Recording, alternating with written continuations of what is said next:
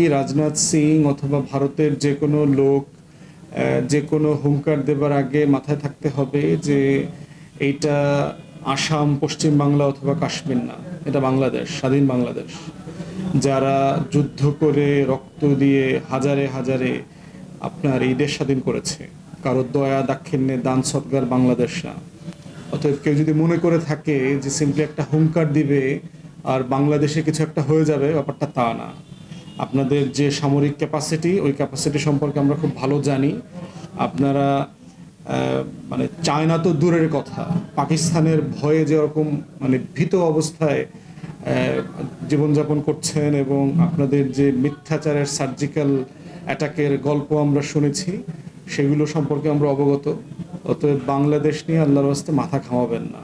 বাংলাদেশ আপনাদের গলার কাটা হয়ে যাবে, কিন্তু তাইলে এটা গিলতে পারবেন না। তো এই কারণে আমরা বলছি যে ইতিমধ্যে আপনারা দেশের সবচেয়ে কুখ্যাত স্বৈরশাসককে আশ্রয় প্রশ্রয় দিয়েছেন। তাকে দিয়ে গত 15-16 বছরে যাচ্ছে তাই বাংলাদেশকে শোষণ, দুঃশাসন, অবিচার, স্বৈরাচারী কাজ করিয়েছেন। এখন তাকে আবার আশ্রয় দিচ্ছেন। তার মেয়েকে আপনারা ওইখানে আশ্রয় প্রশ্রয় দিয়ে বড় করছেন। এই নাটকের স্ক্রিপ্ট আমরা 75 থেকে 81-তে দেখেছি, এবং সেই সময়টাতে আমরা দেখেছি কাদের সিদ্দিকীর মতো গুন্ডা, মানে বাংলাদেশের স্বাধীনতা সার্বভৌমত্বের শত্রু গাদ্দার, কিভাবে কাদেরিয়া বাহিনী গঠন করে বাংলাদেশ রাষ্ট্রের বিপক্ষে যুদ্ধ করেছে। এই ঘটনাগুলো আমরা দেখেছি। অতএব সেই বাস্তবতা আমাদের মনে আছে এবং আমরা জানি এই ধরনের সিচুয়েশন কীভাবে হ্যান্ডেল করতে হয়। বাংলাদেশ সরকার তার অবস্থান খুব পরিষ্কার করেছে যে আমরা কেউ যুদ্ধের পক্ষে নই।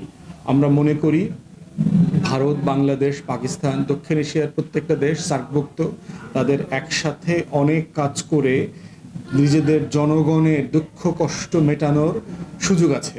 আমাদের বরং সেই কাজগুলো একসাথে করা দরকার। যেমন ধরেন দারিদ্রতা, এই ভূখণ্ডের কোটি কোটি মানুষ, শত কোটি মানুষ দরিদ্র সীমার নিচে বাস করছে। বাংলাদেশের সাথে ভারতের কূটনৈতিক সম্পর্কে কোনো টানাপোড়েন তৈরি হবে এই ধরনের বক্তব্য?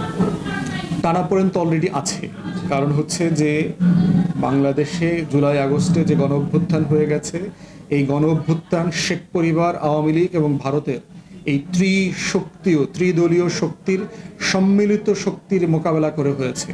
অতএব একটা টানাপোড়েন এখানে অলরেডি আছে, এবং এই টানাপোড়েনের শতভাগ দায় হচ্ছে ভারতের, শতভাগ। বাংলাদেশের জনগণের কোনো দায় নাই এখানে। বাংলাদেশের জনগণ শত বছর থেকে খুব উদার, কিন্তু তার উদারতাকে তাকে পরাধীনতার এবং অধীনতার অবস্থায় বিবেচনা করা ঠিক হবে না। আমরা কারো অধীনতা আগেও মানি নাই, ভবিষ্যতেও মানব না। কিন্তু জনগোষ্ঠী হিসাবে যে উদারতা থাকা দরকার, সকল ধর্ম বর্ণের মানুষকে সম্মান করা দরকার, মর্যাদা দেওয়া দরকার, সেটা আমরা আগেও করেছি, ভবিষ্যতেও করে যাব। ভারতের গত প্রায় 60 বছরের যে বিনিয়োগ শেখ পরিবারের উপরে এবং আওয়ামী লীগের উপরে, সেই বিনিয়োগটা হঠাৎ করে কেমন যেন একটা ক্ষতির প্রজেক্টে, একটা মানে লোকসানি প্রজেক্টে পরিণত হয়েছে। অতএব এই লোকসানি প্রকল্প থেকে তারা কিভাবে উঠে আসবে, এজন্য ভারত এখন যথেষ্ট বিব্রতকর অবস্থায় আছে। তাদের অনেক কর্মকর্তা যারা সাউথ বলয়ে ব্লকে কাজ করতেন, রতে যারা বাংলাদেশ ডেস্ক দেখতেন, এমন অনেক লোকের চাকরি চলে গেছে সম্প্রতি। কারণ বাংলাদেশের 53 বছরের ইতিহাসে না, ভারতের গোয়েন্দা সংস্থার ইতিহাসে এত বড় ডিজাস্টার ভারত কখনো ফেস করে নাই। অতএব সেই বাস্তবতায় দেখতে হবে যে তারা কিরকম বিব্রতকর একটা বাস্তবতার মধ্য দিয়ে যাচ্ছে।